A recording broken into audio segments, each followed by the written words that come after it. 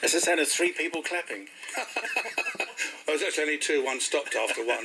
That's just a token effort. There's a token effort, yeah. Rick Wakeman, Space Oddity, from the new album, which is Piano Portraits. So, what do you remember of that session? Because this is a long time ago, and you've had a few health issues since then. I mean, do you?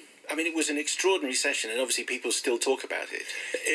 It was an extraordinary session. And I got it a little bit by default. I'd worked on an album by a band called Junior's Eyes, called Battersea Power Station.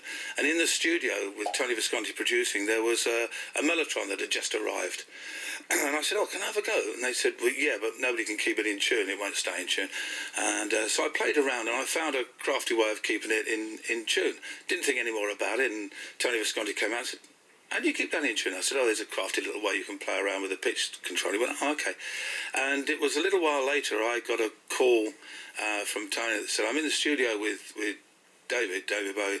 We're doing a track. He wants Mellotron on it, and nobody can keep it in tune."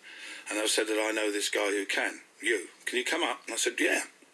So I went up to Wardour Street, to St Anne's Court, where Trident Studios was. Went in there and met David, and they played me the track there. The guys, they just played it through, and he said, "You won't keep it in tune." I said, "There is." So we did it, and after he said, "That's really good." He said, "I've heard some of your piano playing, which Tony has played." He said, "Do you want to do some piano with me?"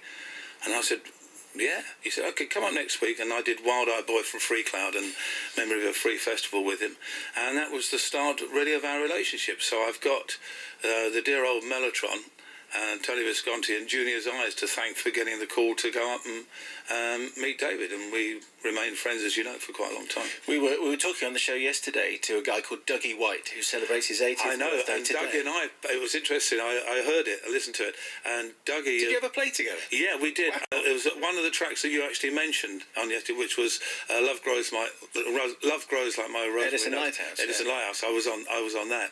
So Dougie was there as well. Yeah, it was quite a few. An unsung hero. Yeah, he was marvellous and sounds great. He sounded so good, and I loved in the interview you did the enthusiasm he still has for those days and those times and the people he worked with. We sort of crossed over. I came in late 60s, and he started a little bit before that, and then he sort of drifted out a little bit in the centre.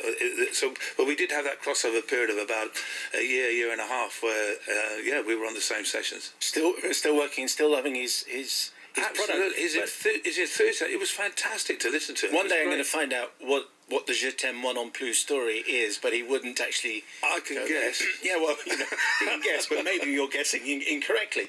I doubt it. But you have that same enthusiasm for the piano, and for touring. That, Dougie, we heard yesterday on the phone. I mean, you've got that still too. Oh, absolutely. I mean, I generally do love it. I was asked at a piano concert I did last year, a lady coach, she said, "What would you be doing if you weren't here playing the piano tonight?" And without a thing, I said, "Well, I'd be sitting at home playing the piano." She said, "So basically we're all in your giant front room."